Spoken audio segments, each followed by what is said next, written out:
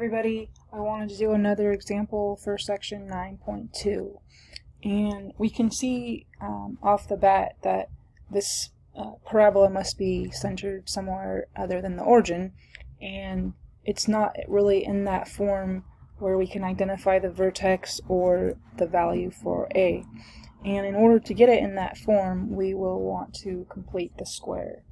And the way you decide which variable to complete the square on is you identify the variable that's being squared, and you'll also see that it has two of those same variables.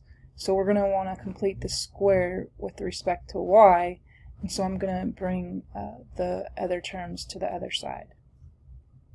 So what I'll have is y squared minus 4y, let's leave a gap, equals maybe a little larger gap. So y squared minus 4y will equal negative 4x minus 4. And when we complete the square, we take half the middle number and square that. So then this would be 4. But I added 4 to the left, so I want to keep it balanced. And so I'll subtract 4. And this is going to factor, so I'll have y minus 2 squared minus 4 equals negative 4x minus 4. And I'll add 4 to both sides, but that's just going to really cancel those.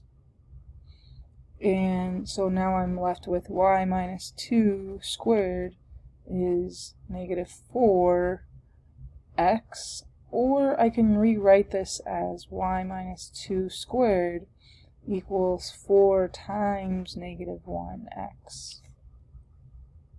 And so now it's in a form where I can graph this, and now you just want to play with this, and hopefully you're just getting comfortable with, okay, if the x is squared, it's upward or downward facing, but now in this case the y is squared, so it's left-right facing, and since it's a negative, the direction is going to be a left-facing parabola.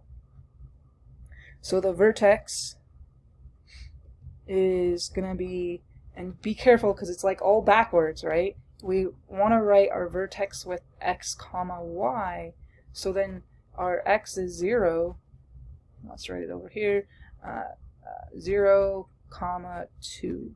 So the vertex is at 0 comma 2, and the A is negative 1, and so that means that the focus, and it really helps just to start drawing pictures too. So here's 0, 2. The focus is A equals 1, but since it's leftward facing, that means that the focus is right there. So you can already just use the graph and be like, oh, well, that means that the focus is going to be negative 1, 2. And so the directrix is the equation of the vertical line in this case, because it's a left-facing parabola. And so it's going to be at x equals 1.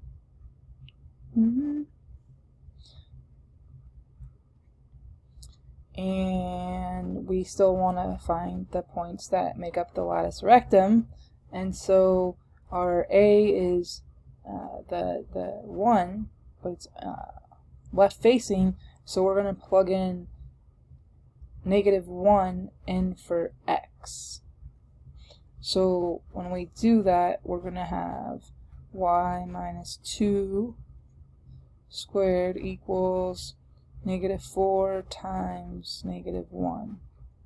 This is going to give us 4, and you'll square root both sides. Y minus 2 equals plus or minus 2, and then add 2 to both sides. Y would equal, so 2 plus 2 is 4, and 2 minus 2 is 0. So y would equal 4 and 0. Let's go ahead and label that now. So then the y is 0, and then the y is 4.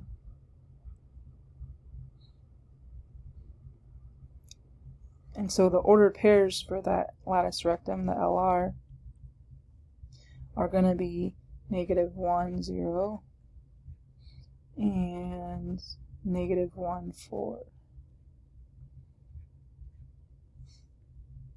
And now let's see if I can draw our curve better this time.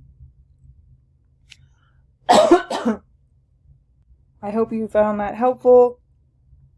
Trust me, like, the more you're doing these problems and just the comfort in playing with it, taking your time.